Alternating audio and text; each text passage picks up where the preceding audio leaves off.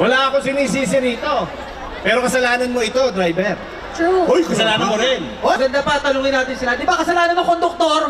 Oo, kasalanan mo. Masyado. Alright. Okay na. Ayan. Kumain, ma'am, na alam niyo yung kantong to. Makikisuyo po ako, sabayan niyo po.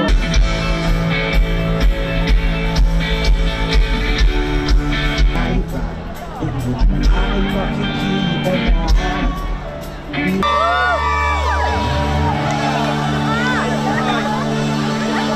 Ang National Rally for Peace po ay ipinanukala po ng aming tagapamahalang pangkalahatan, ang kapatid na Eduardo V. Manalo, bilang suporta po sa panukala rin po ng Pangulo po ng Republika ng Pilipinas, ang Ferdinand Marcos Jr., na huwag pong suportahan ang ukol po sa impeachment ng Vice President po ng Pilipinas na si Sara Duterte po.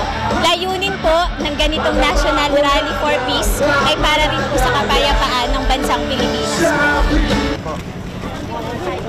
Bago tayo sa right side. Bago sa right side.